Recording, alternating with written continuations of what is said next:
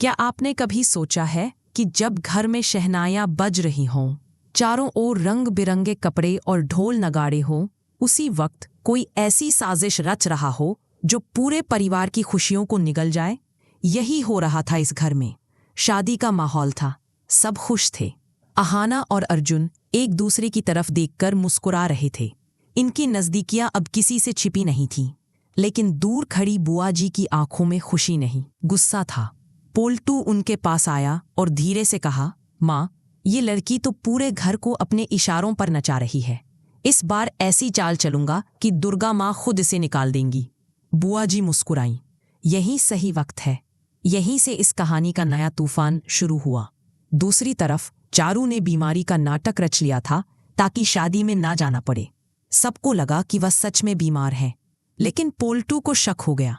शादी से लौटते ही वह चारू के कमरे में घुसा। तुझे लगता है तू बहुत चालाक है? उसने चारू का कान पकड़ लिया। चारू डर के मारे कांपने लगी।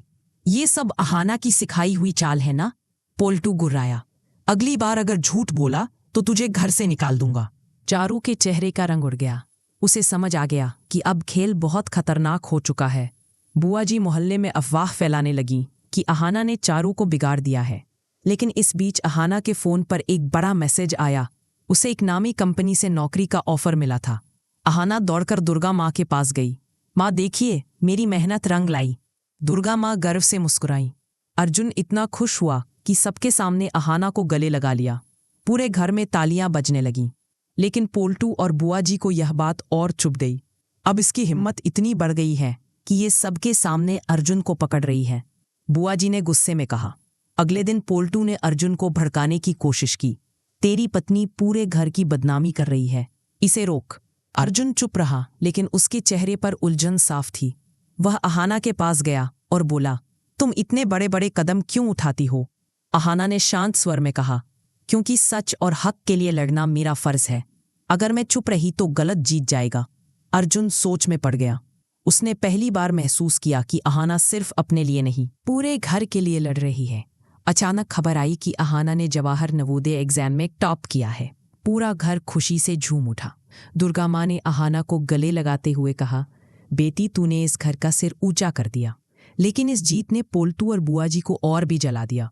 अब की बार इसे ऐसी मुश्किल में फंसाऊंगा कि ये खुद घर छोड़ देगी। पोल्टू ने कसम खाई। बुआ जी बोली, अगर दुर्गा माँ का भरोसा अहाना से उठ जाए तो ये लड़की खुद ही चली जाएगी। और यहीं से शुरू हुई नई चाल की तैयारी।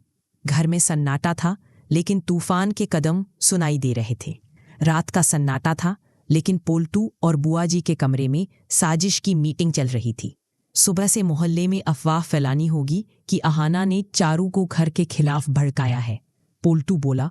और साथ ही दुर्गा माँ को ये यकीन दिलाना होगा कि अहाना की वजह से घर की इज्जत दांव पर है। अगले दिन पड़ोस में फुसफुसाहट शुरू हो गई। सुना है बड़ी बहू का असर बुरा है। हाँ, चारू भी उसके कहने पर झूठ बोलती है। धीरे धीरे ये बातें दुर्गा माँ तक पहुंच गईं।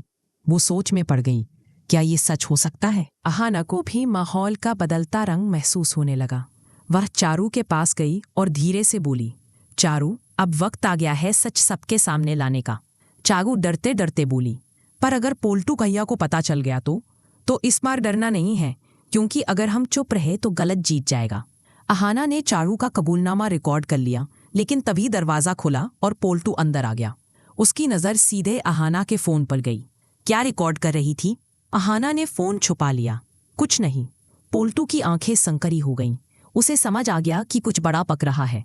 शाम को सबके सामने पोल्टू ने अहाना को घेर लिया। तूने मेरी माँ की बेइज्जती करवाई है। अहाना शांत लेकिन सख्त आवाज में बोली। सच सामने लाने को बेइज्जती नहीं कहते पोल्टू। दुर्गा माँ हैरान थी। ये सब हो क्या रहा है? अर्जुन बीच में आया। माँ, कृपया शांत रहिए, सच सामने आने दीजिए। लेकिन पोल्टू ने गुस्से में कहा, अगर ये लड़की घर में रही तो ये घर टूट जाएगा। कमरा खामोश हो गया। अगली सुबह अहाना ने पूरे परिवार के सामने मोबाइल का रिकॉर्डिंग चला दी। चारू की आवाज, हाँ, मैंने बीमारी का नाटक बुआ जी और पुल्टू के कहने पर किया था।